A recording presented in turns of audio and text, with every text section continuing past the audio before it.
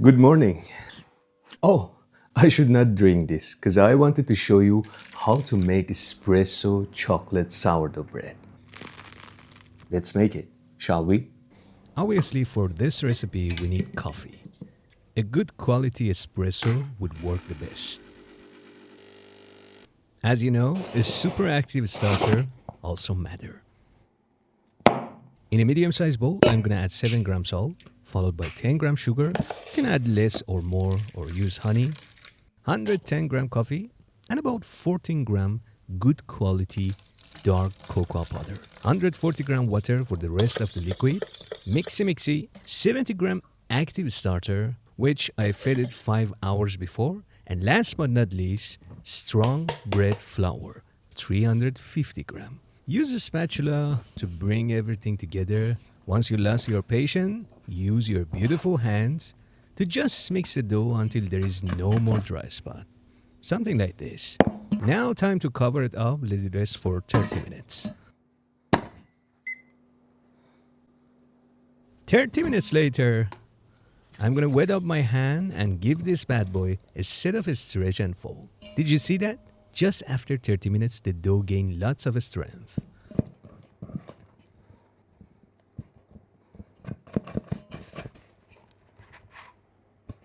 When I finish folding all the side to the center, I'm gonna wet up my hand one more time, grab the dough, lift it up, flip it, and try to round it up inside the bowl.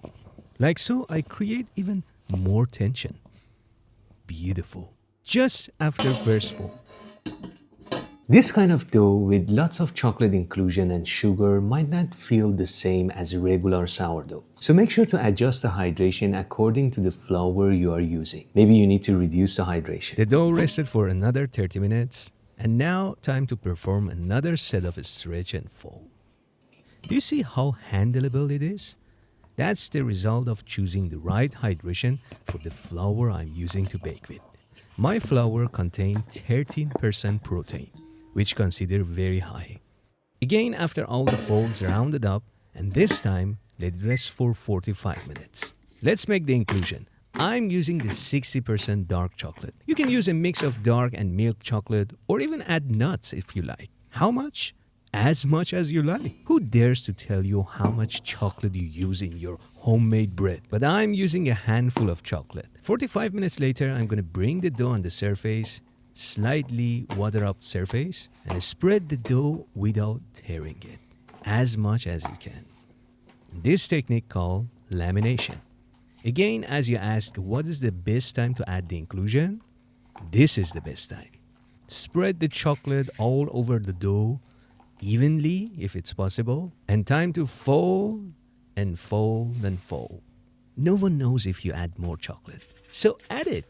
Once you finish folding all the sides to the center, time to flip the dough, be a little extra like me, and round it up one more time. Of course, this time with less pressure. Beautiful. Into the bowl, let it rest for another 45 minutes. And 45 minutes later, I'm gonna get fancy, wet up my hand again. To make sure everything is set, I'm gonna give it a set of coil fold. Now I'm gonna let it finish its ball fermentation for up to 2 hours. The most important factor you need to consider for fermentation time is temperature. As today is so hot here, 29 degrees Celsius. Of course, in cooler climate, it takes way longer to ferment.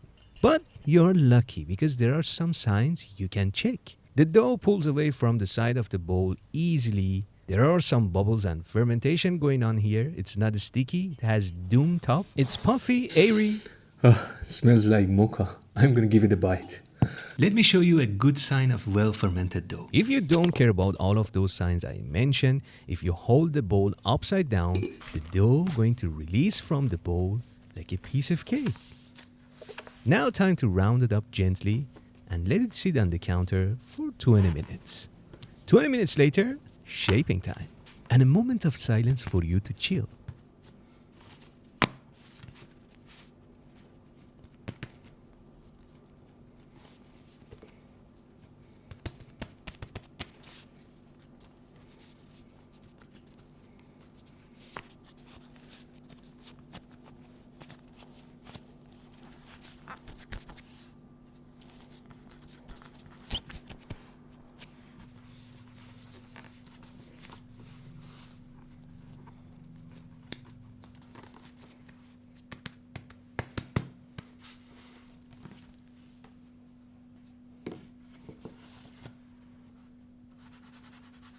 I'm going to transfer it into the fridge and let it cold proof overnight.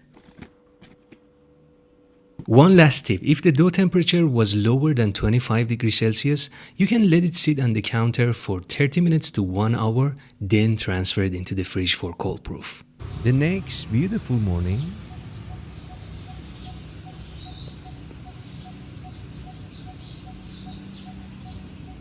Good morning.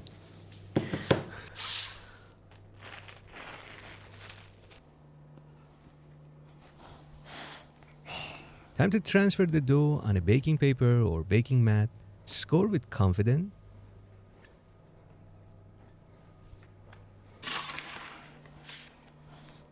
Again, I'm baking from open baking. This is my oven adjustment. Lots of steam for the first 20 minutes. Bake at 230 degrees Celsius. Then reduce the heat to 215 degrees Celsius and bake for another 20 to 25 minutes.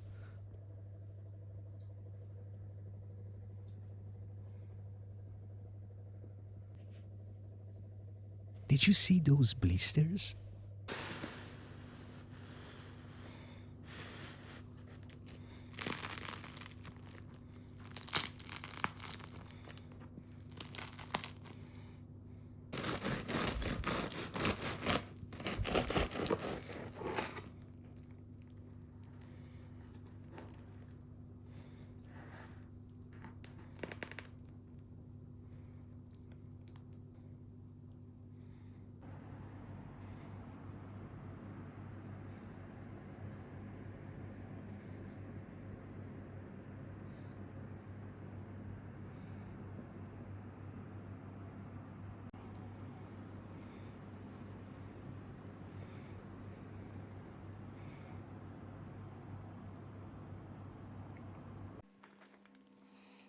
And my favorite part, tasting time.